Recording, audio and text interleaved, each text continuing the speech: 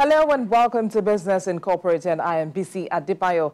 On today's show, South Africa's recession deepens in the first quarter of 2020 as GDP contracts 2%. International Monetary Fund predicts Kenya's economy will contract for the first time in almost 3 decades. Plus, Royal Dutch Shell to write down value of assets by up to $22 billion in the second quarter of 2020. Well, let's begin today's program with breaking news coming from South Africa, where latest data released by Statistics South Africa shows the country's recession deepened in the first quarter of 2020 as gross domestic product contracted 2% from the previous 3 months, led by declines in mining and manufacturing. It's the third consecutive quarter of contraction and followed by a 1.4% decline in GDP in October to December. Mining contracted by 21.5% in January, while manufacturing was down 8.5%. Compared to the same period a year ago, GDP shrank 0.1% in the first quarter after a 0.5% decline in Q4 2019. The COVID-19 pandemic, which has severely curtailed economic activity in South Africa as elsewhere, means the outlook remains gloomy. The Treasury sees GDP contracting by 7.2% this year. A strict nationwide lockdown from late March has been partially eased to allow key sectors like mining and retail to resume operations. Let's switch to the markets right away. And the unimpressive GDP data from South Africa is not reflecting in the stock market in any way, as the JSE index was up 0.17% at intraday. Meanwhile, Bloomberg reports that South African stocks are about to round off their strongest quarter in almost 2 decades, as the FTSE JSE Africa All-Share Index has climbed 22% since the start of April, and that's its best performance over any quarter since 2011. And here in Nigeria, the All-Share Index appears to be giving up Monday's gains at intraday with a 0.21% fall. The EGX 30 in Egypt was 0.23% higher as at intraday, while the Kenyan Burse gained 0.75% on Monday. And in the Middle East, the markets were mostly down at intraday, with the Dubai index taking the heaviest hit of 0.74%. The Abu Dhabi index was the only one in the green as at intraday. The Qatari and Saudi indices were down 0.59% and 0.19%, respectively. And European stocks retreated on Tuesday morning as concerns over containment of the coronavirus pandemic continued to weigh on investor sentiment. But let's find out what other headlines are driving the markets from Chelsea Delany, live from the Frankfurt Stock Exchange. Good afternoon, Chelsea. Let's begin today's conversation with Wirecard, which, of course, has remained in the news lately. The shares of the German company have surged more than 2% over the past 2 days, even as the company faces bankruptcy after allegations of widespread accounting fraud. What's behind this massive stock rally? Doesn't it come as a surprise? It is a bit of a surprise. This stock just remains a roller coaster for investors.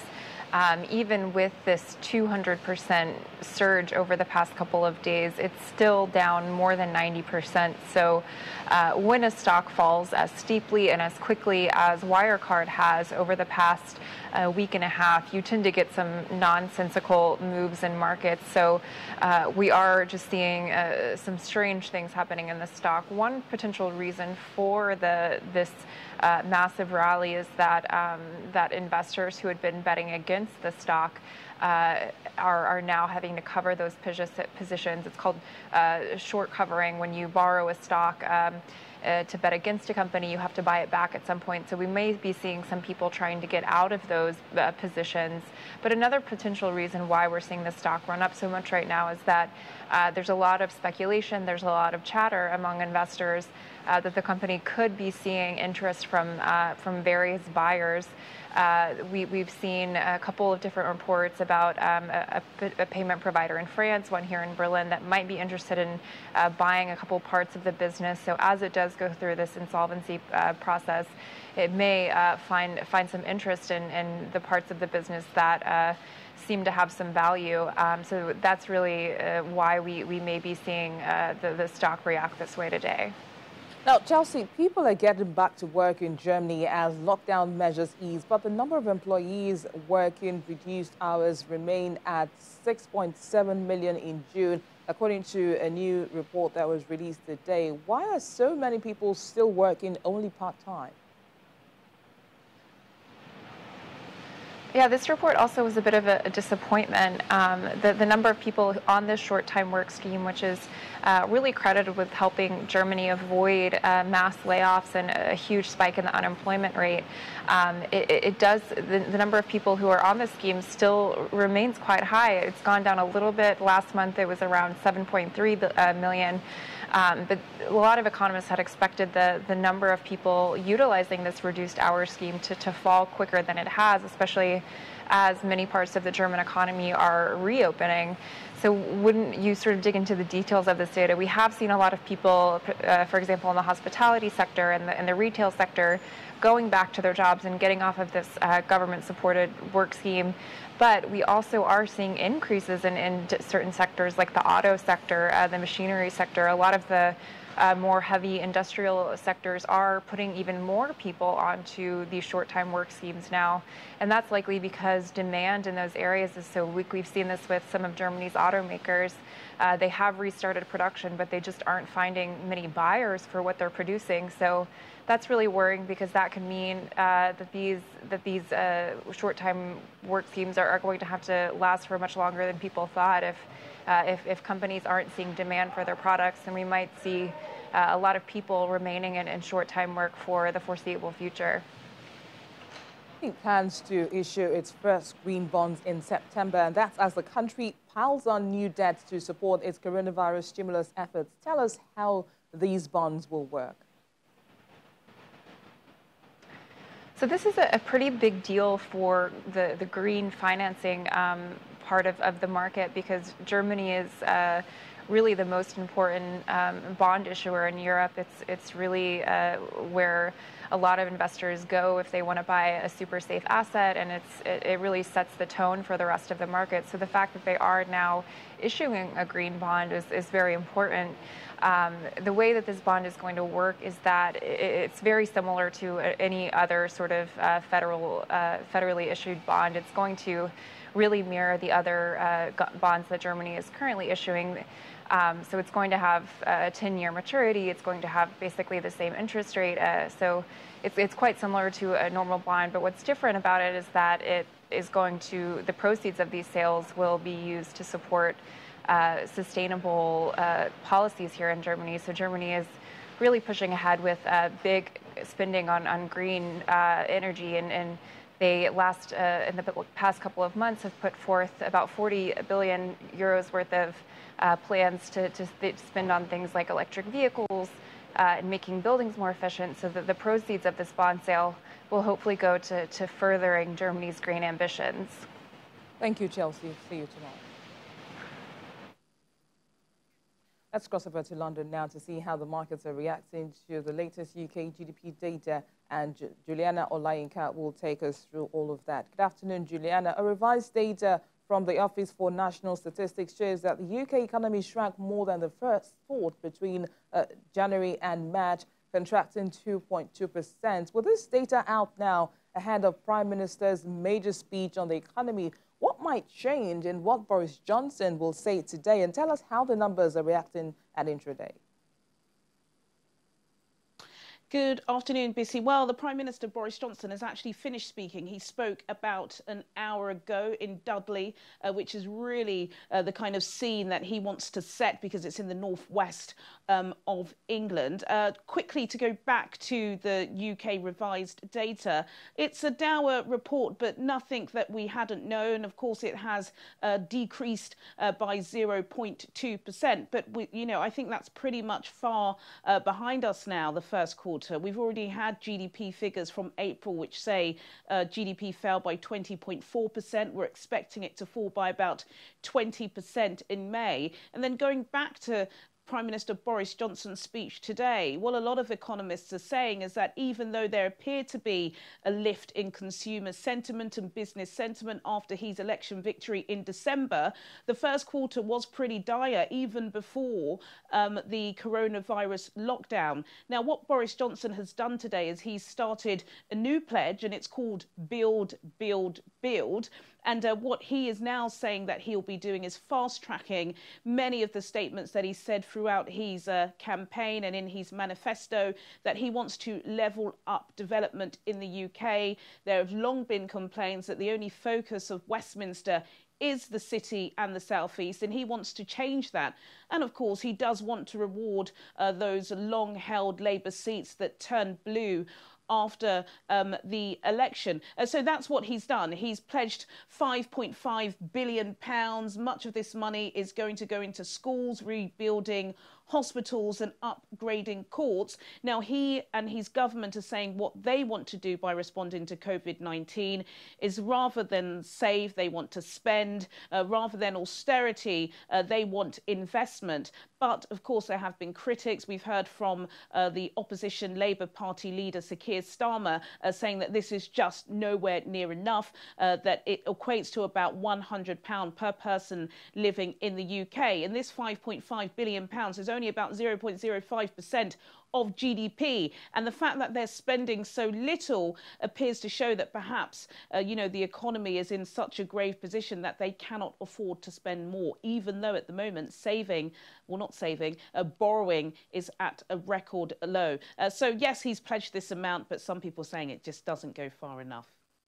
In company news, Juliana, now, Shell seems to have followed BP in facing the impact of oil price collapse in the wake of the COVID-19 outbreak. And BP sold its petrochemicals business for £4.1 billion to INEOS, and Shell has warned that it will slash up to £18 billion from the value of its oil and gas assets. How are investors reacting to these two stocks? Well, it's interesting. Red is the colour of the FTSE at early trading and also at intraday. And it is really down to these oil majors. First of all, Shell, as you said, they've really put down a downbeat expectation of what they think their Q2 figures are likely to be. And that's because of the price in oil. So they expect an impairment of between 15 billion and 22 billion pounds. Now, as soon as they announced that, their shares went down 2%. But some economists don't believe that Shell have actually gone far enough, and they reckon that they're going to have losses much larger than that. And then, as you said, the BP story. This is an interesting story because they already have a relationship with INEOS. Back in 2005, they sold a part of their subsidiary, their chemical assets, to INEOS for £9 billion. So they've been doing business with them for quite some time now. We know that BP are really trying to drastically downsize their engine and make it a much more cleaner company by a certain period. And by doing that, they've already spent about £15 billion in divestment. So they've got rid of so many other subsidiaries of their companies. And they've just done this deal with INEOS. And again, their shares fell at 2% as soon as they made that announcement. We're expecting that deal to be completed by the end of the year. To have a look at the numbers, at intraday, the all share is down 0.34%. The FTSE 100 is down by 0.5%, and the FTSE 250 is down by 0.01%. On the currencies market, the pound is down against the US dollar by 0.23%, up though against the euro by 0.8%, and down against the Japanese yen by 0.10%. All right, Julia, I know I spoke about Wirecard with Chelsea, but tell us now, the UK's financial watchdog has lifted restrictions on German payments company Wirecard, of course, and it's allowing it to resume payments activities. What's the way going forward, since the company is already in trouble anyway? Well, this is an important story, especially for thousands and thousands of customers of not Wirecard itself, but Wirecard subsidiaries. And this is really for a lot of young entrepreneurs or startup technology companies that may have had to go through so much red tape to get a normal business or an established business banking account in the UK. Wirecard were great at setting up so many of these small companies. As soon as we discovered that there was this 1.9 billion euro hole in their accounts, the FCA quickly went in and they froze, I believe last Thursday, all of the subsidiary accounts, so people couldn't access their money. I know there were several late night webinar phone calls going on between customers and several of these subsidiary accounts. But FCA have now spoken to representatives of Wirecard in the UK, and just late last night they decided to let these accounts open, so people should have been able to access their accounts again.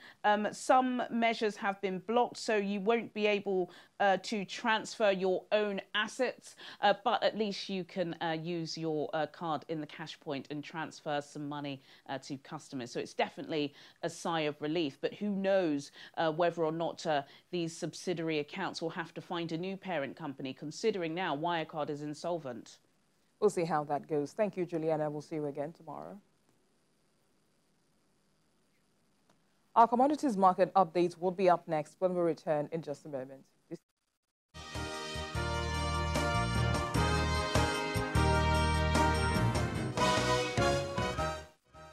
Welcome back. Kenya's economy will contract for the first time in almost 3 decades, and that's according to the International Monetary Fund. The lender now sees gross domestic product shrinking by 0.3% in 2020, compared with an April projection of 1% growth, according to a regional economic outlook update published on Monday. And that will be the first annual contraction since 1993. The IMF projects the economy will expand 4% next year, and that's down from 6.1% projected 2 months ago. The coronavirus pandemic and measures to contain its spread have taken their toll on East Africa's largest economy. Royal Dutch Shell says it plans to write down the value of its assets by up to $22 billion in the second quarter after revising down its long-term outlook for oil and gas prices. And this includes a write-down of between $8 billion to $9 billion in its integrated gas unit, a $4 billion to $6 billion write-down in upstream assets, and a $3 billion to $7 billion write-down in oil products across its refining portfolio. The oil giant said in a statement to investors that it had reviewed a significant portion of its business due to the impacts of the coronavirus pandemic and the ongoing challenging commodity price environment. Shares of the Anglo-Dutch company were down more than 2.4% earlier today. Maize is used for multiple purposes, ranging from household consumption to production of fructose for carbonated soft drinks and industrial ethanol. But the price of maize has declined by 24% to 127,000 naira per ton in 2020. And this is happening at a time that food inflation has jumped to 15.04%. But I'll be speaking to a research analyst at the financial derivatives company, Aisat Dawood, about the price movement of this commodity and other developments. Good afternoon, Aisat. Thanks for joining us on the program. Tell us what's responsible for the current price movement of maize, especially looking at the fact that it's declining at a time when food inflation is up 15.04%. Tell us even if this is sustainable. Okay, so yes, the price of maize is declining while inflation had jumped to 15%. So this 24% decline in the price is drastic and alarming. Inflation jumped to 15% because of the supply chain disruption. The supply chain disruption increased logistic costs, coupled with the fact that most staples are currently in the planting seasons, like yam. Yam is currently being planted and it takes about 6 to 10 months. However, corn takes just about 3 months or thereabouts to come up, and it is the harvest period. So the price decline in maize is currently attributable to the temporary supply glut. So this supply glut is as a result of, could be as a result of the border closure, whereby smugglers are not able to smuggle out, what we have in excess to meet our domestic demand. And coupled with the fact that this is the harvest period for maize. So sustainability of this price decline is only in the short term, because market forces will always come into play to determine the price for a commodity. Now, the EIU has slashed its annual consumption forecast by 9 million tons to 1,128 million tons. Now, when do you think that the global demand will rebound? And tell us what level this would likely be. The slash in the annual maize consumption forecast by EIU is just a 1% decline. So a 1% decline to 1,128 million tons would not significantly impact the price of the commodity. So this decline or this slash in the forecast is as a result of the impact of COVID-19 on global industrial consumption of maize. Maize is used as a feeder for poultry industry. It's also used to produce ethanol biofuels. So this industrial demand has declined. However, as the economy begins to recover, we expect a rebound of about 2.2%. For the feed maize consumption should rebound up to pre-COVID levels, as soon as the economy begins to recover. However, ethanol recovery is not looking likely to go back to pre-COVID levels. So all this put in place is very, very about the market. Analyst at the financial derivatives company, Aisha Dahul, thanks for sharing your thoughts with us.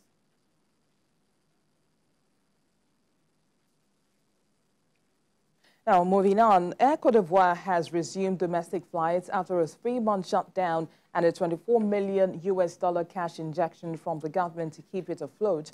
Although international flights could resume on July the 1st, the CEO says the coronavirus has slowed down the airline's plans to get into the long-haul business. Let's see this report. Air Cote d'Ivoire is confident it will soon recoup its losses quickly, now that internal flights resumed from Friday, June the 26th, thanks to a government injection of $24 million to keep it afloat. International flights are expected to begin on July the 1st. Passengers doing business in Ivory Coast said they are relieved the airline had resumed operations. I am about to board the Air Cote d'Ivoire flight from Korogo, and I am really pleased that the flights have resumed because we, our company and our country need it. Really, this resumption helps a lot, helps us move around easily and travel within the country and come back. So I am really happy. Without state help, the airline that operates in one of West Africa's busiest hubs would not have recovered after grounding its planes for nearly 3 months because of the coronavirus pandemic. We had grounded planes with no revenue, but we still had fixed charges, like the hiring of planes, which we had to keep paying for. We had to continue paying the personnel. We had to pay in order to prepare for the relaunch, and all those are fixed costs that we had to honor if we wanted to take off after this period. So we contacted the state. We calculated all our fixed costs for the 3-month period which had been foreseen until the end of the month of June, and the state was favorable and supported us. Boarding and preparations are more complicated than before the virus. Passengers have to keep a safe distance at the check-in desk, get their temperatures checked before boarding, and buses to the planes have a limit. Air Cote d'Ivoire CEO René Dockery mentioned that because the air is filtered every 3 minutes, passengers don't need to keep a 2-meter distance between each seat. He mentioned this on Friday when passengers boarded the first plane to take off from Abidjan's airport in 3 months. We think that here, if we can start in July, we will maybe get, if all goes well, around 80% of the passengers we need by the end of the year, and that is optimistic. Air Cote d'Ivoire carried more than 750,000 passengers last year. And that's where we wrap up today's program. Thank you for watching. I am BC Adebayo.